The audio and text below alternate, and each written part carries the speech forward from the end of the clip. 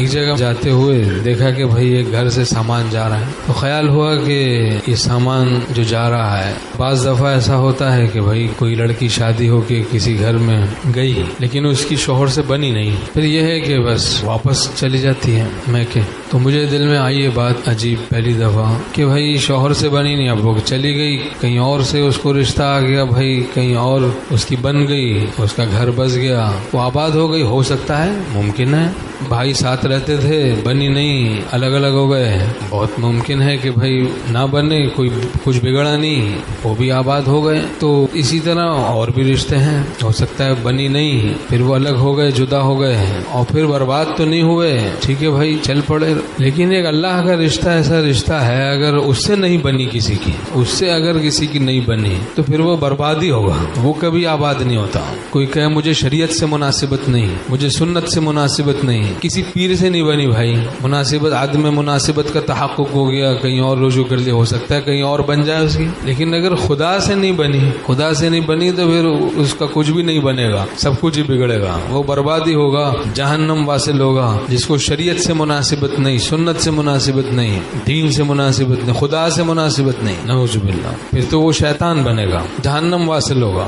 خدا سے بدظن رہنا، بدگمان رہنا تو بالکل ہی ہلاک کرنا ہے اپنے کو۔ جیسا گمان رکھتا ہے بندہ اللہ سے، ویسے ہی حق تعالیٰ معاملہ فرماتے ہیں۔ تو اچھا گمان رکھیں خدا سے، خوش گمانی، ان کے خزانوں کو لوٹنے کا طریقہ ان سے حسن ظن ہے۔ انا عند ظن عبدی بھی، میں اپنے بندے کے گمان کے ساتھ، آپ نے گمان کر لیا وہ میرا کام بنا دے گا، وہ مجھے ولی بنا دے گا، وہ مجھے ایمان کامل پر خاتمہ عطا کر دے گا، بس جیسا جیسا گمان کرتے رہے ویسا ویسا خدا معاملہ کرتا رہے گا انشاءاللہ، اپنی رحمت و کرم سے، مہربانی سے، کہ اپنے بندوں کے حسن ظن کو کیوں ہم توڑیں، چلو اس کو پورا کر دو، اس کی آرزو کو۔ ایمان والا ہے، ہم اس پر ایمان رکھتا ہے، ایمان والے تو سعادت مند ہوتے ہیں، سعادت مندی ہے زبردست کہ ایمان لے آئے۔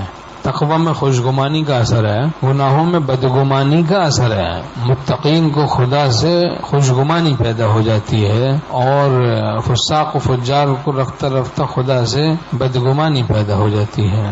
تو ڈرنا چاہیے، گناہوں سے بچنے کی برکت سے اللہ کے ساتھ عشق ہو جاتا ہے، عشق صاحب تعلق مع اللہ ہو جاتا ہے ببرکت تقوی۔ جس کے لیے غم اٹھاتا ہے اس سے محبت ہو جاتی ہے۔ عشق الہی، محبت الہیہ یہ قاطع وساوس ہے۔ مجنو کو کوئی لیلا سے کتنا ہی بدظن کرے، اس کا عشق اس کو بدظن ہونے ہی نہیں دے گا۔ تو خدا کے مجنو کو کوئی خدا سے کتنا ہی بدظن کرے، شیطان، نفس، گمراہ کن ایجنسیاں، اس کا عشق الہی اس کو بدظن ہونے ہی نہیں دے گا۔ تو قاطع وساوس ہے، وسوسوں کی جڑ کاٹ کے رکھ دیتی ہے یہ محبت، یہ عشق الہی۔